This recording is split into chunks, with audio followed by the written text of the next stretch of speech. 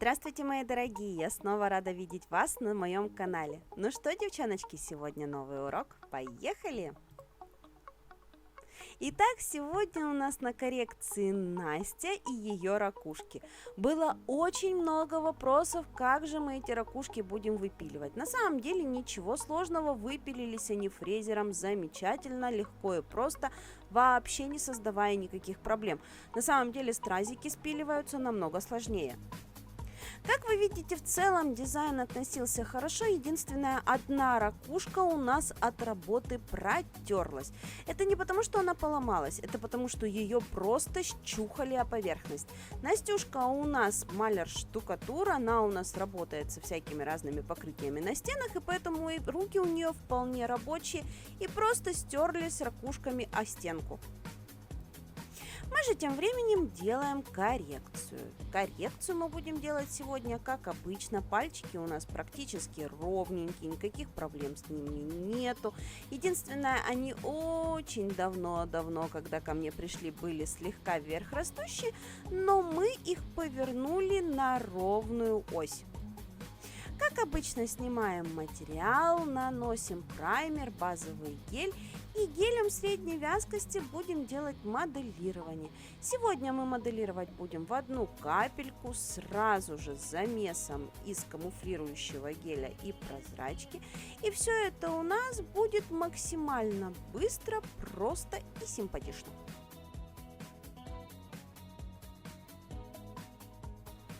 После того, как наш материал просох в лампе, приступаем к опилу. Снимаем излишки материала фрезой, допиливаться будем пилочкой.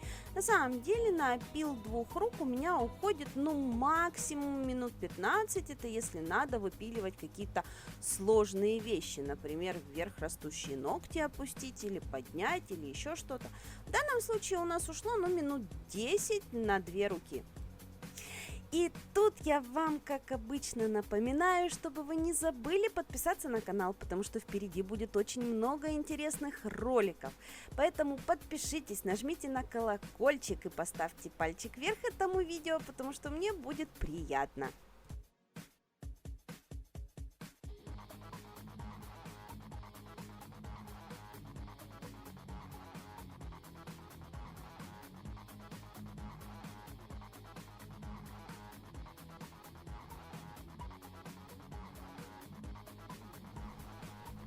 Ну а теперь все самое любимое, все самое красивое покрытие. Потрясающий синий гель-лак от Плюска. Я номерочек его обязательно напишу в комментариях. Это просто космос. Девочки, посмотрите, какой он красивый. Мелкий шиммер просто завораживает. В общем, мы с Настей красили и кайфовали, потому что это был тот день, когда я его купила и первый раз покрашивала его на клиентах. Еще даже на типсах не покрашивала, а на клиентах уже покрашивала. Новое слово смешное придумалось, кстати. Как обычно, первый слой покраса делаем, не задумываясь ни о чем. На втором покрасном слое доводим уже до кутикулы, до боковых валиков, тоненькой кисточкой. В общем, вырисовываем ту форму, которую хотим, чтобы она отрастала. Ну а на безымянном пальце будем сегодня рисовать мультяшного героя. В данном случае у нас будет хамелеончик. Вот в этом месте у нас, когда мы уже доделали всю работу, когда мы уже все сделали, все получилось красиво, нам все понравилось, но у нас возник один единственный вопрос. Почему хамелеон, который должен принимать цвет покрытия, у нас получился совершенно не такой? То есть что-то пошло не так.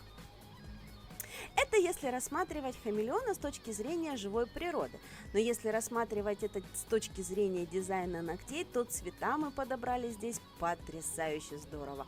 У нас синее покрытие, и на этом покрытии яркий оранжевый хамелеон будет просто играть всеми цветами радуги. На самом деле рисование вот таких вот сложных, казалось бы, персонажей ничего со словом сложно не имеет общего. На самом деле все просто. Самое основное — это собрать основу нашего дизайна, то есть сделать ему форму. Вот здесь вы берете картиночку и смотрите, какое соотношение у элементов по отношению к друг другу. Например, голова у нас это 1/3 от тела. Вот и рисуем голову приблизительно 1/3 от общего тела. Вырисовываем по форме тела, которое нам нужно, и хамелеон готов. Останется нам это все только разукрасить, добавить светотеневые моменты, и все, ничего сложного.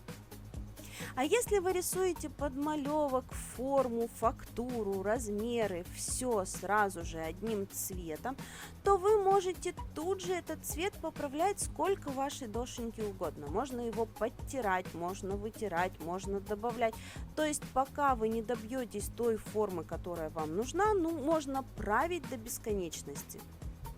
Это я все к чему? К тому, что, девочки, не бойтесь, попробуйте. Пускай с первого раза у вас получится не совсем похоже.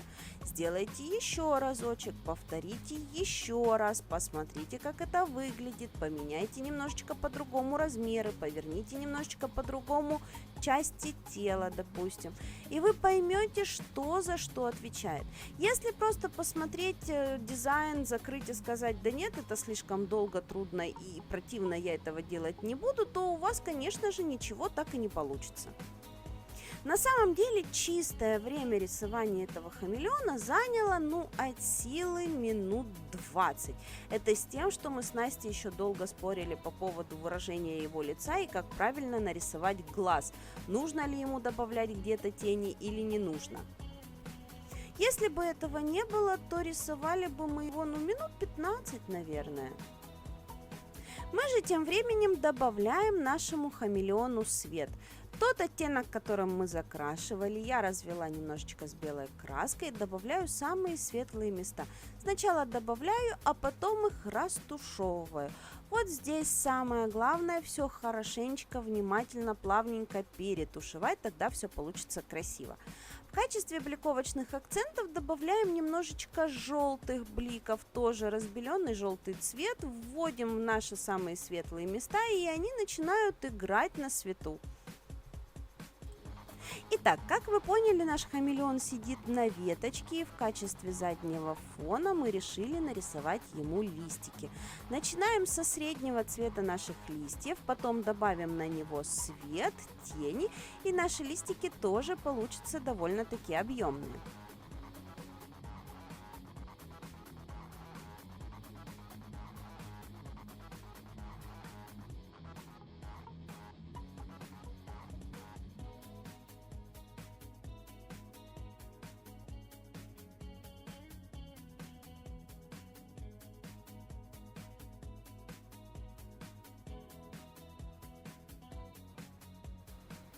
Ну а теперь самое главное – глаз. Глаз у хамелеона в данном случае это единственная черта лица. Да, то есть кроме глаза, грубо говоря, у хамелеона больше ничего нет. Поэтому глаз будет выражать эмоции у этого персонажа, и он будет строить вообще в принципе полное ощущение от персонажа. Поэтому мы решили, что глаз мы нарисуем в самом конечном этапе, после того, когда сделаем уже полностью все, и посмотрим, как это будет выглядеть. Поэтому я перекрыла хамелеона финишным покрытием, и после финиша, как вы видите, проставила ему зрачок, и вот здесь вот появилась у нас эмоция, появилось выражение лица.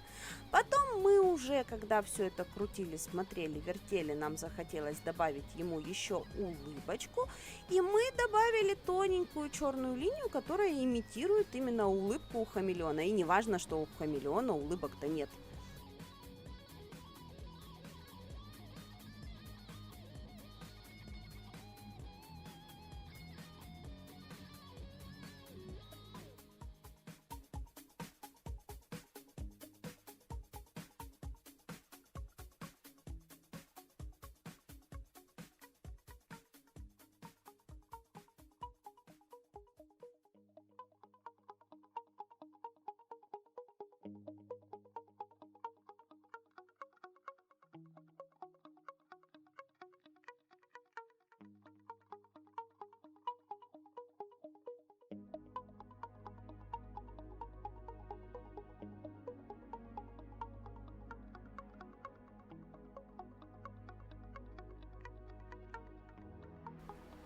Итак, вот он наш персонажик. Вот тут мы с Настей поспорили. Настя сказала, что глаз ему надо сделать побольше, потому что у хамелеона глаза такие на выкате. Я с ней согласилась, и поэтому глаз мы еще разочек перерисовали. После перерисовки глаза, конечно же, мы добавили еще немножечко белых акцентов по нашему хамелеончику, для того, чтобы он заиграл поярче на нашем пальчике. Ну и листики тоже немножечко прорисовали черной красочкой, потому что, они потерялись на фоне всего вот этого вот безобразия. На самом деле, вот этот персонаж мне очень понравился. Как по мне, он получился чуднючий, он получился интересный, со шкодным выражением лица, очень эмоциональный, очень здоровский и очень симпатичный. А вам нравятся такие мультяшки на ногтях? Напишите, пожалуйста, мне в комментариях.